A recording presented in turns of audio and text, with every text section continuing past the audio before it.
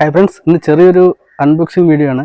അതായത് നമ്മൾ വീട്ടിലൊക്കെ അത്യാവശ്യം പ്രായമായിട്ടുള്ള ആൾക്കാരൊക്കെ ഉണ്ടെങ്കിൽ അവർക്കൊക്കെ സ്മാർട്ട് ഫോൺ ഉപയോഗിക്കാൻ കുറച്ച് ബുദ്ധിമുട്ടായിരിക്കും. അപ്പോൾ അവർക്കൊക്കെ ഒരു ഫീച്ചർ ഫോൺ, കീപാഡ് ഫോൺ വാങ്ങിക്കെടുക്കണമെന്ന് ആഗ്രഹിക്കുന്നവർക്ക് പരിഗണിക്കാവുന്ന ഒരു മോഡലാണ് നോക്കിയയുടെ 105 എന്ന് പറയുന്ന ഈ ഒരു ഫോൺ.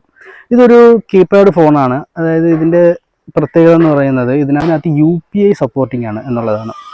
പിന്നെ ഇതിൻ്റെ അടുത്ത് വരുന്ന ഫീച്ചർ എന്ന് പറയുന്നത് FM റേഡിയോ ഉണ്ട്, വയർലെസ് FM റേഡിയോ ഉണ്ട്. അതായത് നമുക്ക് ഹെഡ്സെറ്റ് കുത്താതെ തന്നെ FM റേഡിയോ കേൾക്കാൻ പറ്റും. അതുപോലെ തന്നെ കമ്പനി പറഞ്ഞിരിക്കുന്ന ഒരു ബാറ്ററിയുടെ സ്റ്റാൻഡ് ബൈ ടൈം എന്ന് പറഞ്ഞാൽ 22 days ആണ് പറഞ്ഞിരിക്കുന്നത്. 1.8 ഇഞ്ചിൻ്റെ ഡിസ്പ്ലേ ആണ് കൊടുത്തിട്ടുള്ളത്. പിന്നെ നമുക്കിത് അൺബോക്സ് ചെയ്തിട്ട് ബാക്കി കാര്യങ്ങൾ നോക്കാം. ഇത് 3 കളർ ലഭ്യമാണ്, റെഡ്, അതുപോലെ തന്നെ ഈ ഒരു ഗ്രീൻ പോലുള്ള കളർ, ബ്ലാക്ക്, ഈ 3 കളറിലാണ് ലഭ്യമായിട്ടുള്ളത്. നമുക്കിന്ന് തുറന്നിട്ട് നോക്കാം. വളരെ ചെറിയൊരു ബോക്സിലാണ് നോക്കിയ 105 വന്നിരിക്കുന്നത്. പണ്ടൊക്കെ നോക്കിയയുടെ ഫോൺ അൺബോക്സ് ചെയ്യുമ്പോൾ തന്നെ നമുക്കൊരു നിറവായിരുന്നു, കാരണം വളരെ വലിയൊരു പെട്ടിയിലാണ് വന്നിരിക്കുന്നത്.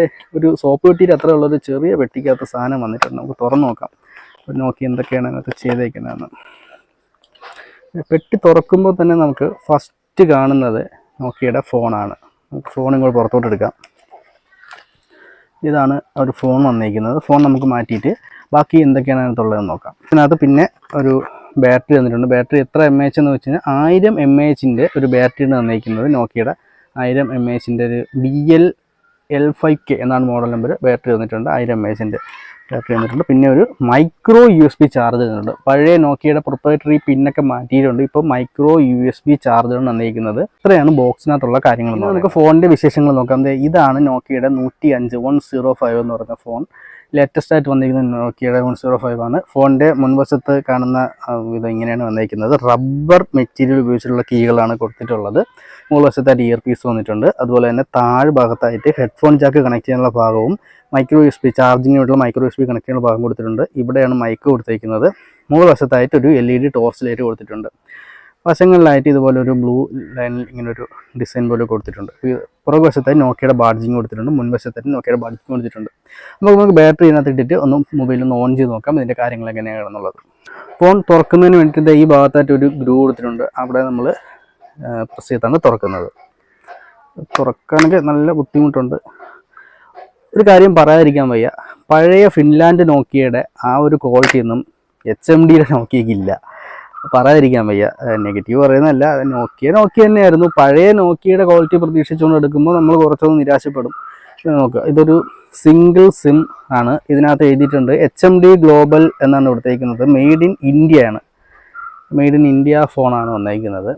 നമ്മൾ നോക്കിയ എന്ന് കേൾക്കുമ്പോൾ പഴയ ഫിൻലാൻഡ് നോക്കിയയുടെ ആ ഒരു ക്വാളിറ്റി പ്രതീക്ഷിച്ചുകൊണ്ടാണ് നോക്കിയയുടെ കയ്യിൽ, ആ ഫോണൊക്കെ കയ്യിലെടുക്കുമ്പോൾ തന്നെ പട്ടി എറിഞ്ഞാൽ പോലും ഫോൺ പൊട്ടാത്തൊരു ഫോണായിരുന്നു അത്.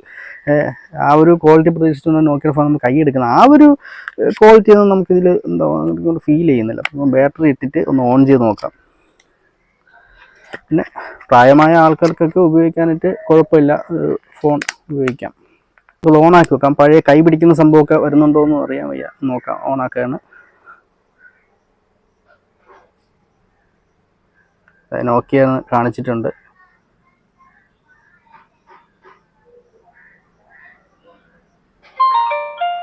നോക്കിയ ടൂൺ ഇതാണ് ഓണായി വരുമ്പോഴുള്ള സീൻ എന്ന് പറയുന്നത്. അപ്പോൾ നമുക്ക് ഇതിൻ്റെ ബാക്കി വിശേഷങ്ങൾ നോക്കാം. ഇതാണ് ഫോണിൻ്റെ ഒരു മെയിൻ ഇൻ്റർഫേസ് എന്ന് പറയുന്നത്. ഇവിടെ ടൈം കാണിച്ചിട്ടുണ്ട്, താഴെ ഡേറ്റ് ഉണ്ട്, ഗോ ടു, മെനു, അലാം എന്ന് കൊടുത്തിട്ടുണ്ട്. മുകളിലായിട്ട് ബാറ്ററി ഇൻഡിക്കേറ്റർ, പിന്നെ സിം കാർഡിൻ്റെ ഇൻഡിക്കേറ്റർ. നമുക്ക് മെനു എടുത്ത് നോക്കാം. മെനു എടുക്കുന്ന സമയത്ത് first call logs, contact, alarm clock, torch light ഒന്ന് ഓണായി കാണിച്ചു തരാം. ഫ്ലാഷ് ലൈറ്റ് ഒന്ന് ഓണാക്കുമ്പോൾ അതെ ഫ്ലാഷിൽ അത്യാവശ്യം വെളിച്ചമൊക്കെയാണ്. ഇപ്പോൾ പുറത്ത് വയ്ക്കുന്നതിനെ കൊണ്ട് അറിയാൻ പറ്റില്ല, അകത്ത് വെച്ച് നോക്കുമ്പോൾ അറിയാൻ പറ്റും. ഓക്കെ, പിന്നെ മെസ്സേജസ്, റേഡിയോ, കാൽക്കുലേറ്റർ, കലണ്ടർ, സ്നേക്കിൻ്റെ പഴയ snake game, settings, GS Pay എന്ന് പറഞ്ഞു. ഇതാണ് ഞാൻ പറഞ്ഞ UPI സംവിധാനം വന്നിട്ടുണ്ട്. അത് സിം ഇട്ടാലേ വർക്ക് ചെയ്യത്തുള്ളൂ. പിന്നെ എന്തൊക്കെയോ ഗെയിമുകളും കാര്യങ്ങളൊക്കെ കൊടുത്തിട്ടുണ്ട്. അതൊക്കെ പെയ്ഡാണ്. ഇതൊന്നും അൺഇൻസ്റ്റാൾ ചെയ്ത് കളയാനും പറ്റാത്ത സാധനങ്ങളാണ്. ഡൂഡിൽ, ജമ്പ്, അത് ഇതെന്ന് പറഞ്ഞിട്ട് നമുക്ക് ബൈ ചെയ്യാനുള്ള ഓപ്ഷനൊക്കെയാണ് കൊടുത്തേക്കുന്നത്. അപ്പോൾ വളരെ സിമ്പിളായിട്ട് ഇത്ര കാര്യങ്ങളൊക്കെ ഉള്ളൂ. പഴയ ആ ഒരു നോക്കിയയുടെ ഇൻ്റർഫേസൊക്കെ പ്രതീക്ഷിച്ചിട്ടെടുക്കുന്നവർക്ക് തികച്ചും നിരാശയാണ് ഇത് നൽകുന്നത്. കാരണം നമുക്കറിയാമല്ലോ പണ്ടത്തെ ഒരു നോക്കിയയുടെ ഒരു ഇൻ്റർഫേസും കാര്യങ്ങളൊക്കെ എത്രത്തോളം UI ഒക്കെ കിടിലമായിരുന്നു എന്നുള്ളത്. സെറ്റിങ്സ് എടുക്കുന്ന സമയത്ത് tone settings, display settings, profiles, time settings, call settings അങ്ങനെയൊക്കെ കാര്യങ്ങൾ വരുന്നുണ്ട്. ഡിസ്പ്ലേ സെറ്റിങ്സ് എടുക്കുമ്പോൾ വാൾപേപ്പർ 3 വാൾപേപ്പറും ഇത് ഏകദേശം ഒരേ കണക്കത്തെ വാൾപേപ്പറാണ്. പിന്നെ ബാക്ക് ലൈറ്റ്, നോട്ടിഫിക്കേഷൻ അങ്ങനെയുള്ള കാര്യങ്ങൾ കൊടുത്തിട്ടുണ്ട്. ടോൺ സെറ്റിങ്സ് എടുക്കുന്ന സമയത്ത് നമുക്ക് ring tone, ringing volume, vibrating alert, keypad tones, ഇതാണ് കീപാഡ് ടോൺസ്. പണ്ടൊക്കെ എന്ത് കീ നല്ല സൗണ്ടായിരുന്നു, ഇപ്പോൾ ഒരു വല്ലാത്ത സൗണ്ടായിപ്പോയി. ഓക്കെ, പിന്നെ റിംഗ് ട്യൂൺ എടുക്കുന്ന സമയത്ത് നമുക്ക് വോളിയം ഒന്ന് കുറച്ചിട്ട് നമുക്ക് റിംഗ് ട്യൂൺസ് ഒക്കെ ഒന്ന് കേട്ട് നോക്കാം. റിംഗ് ട്യൂൺ എടുക്കുന്ന സമയത്ത് നമുക്ക് ഫസ്റ്റ് നോക്കിയ ബീപ്പോൺസ്, നോക്കിയ ട്യൂൺ,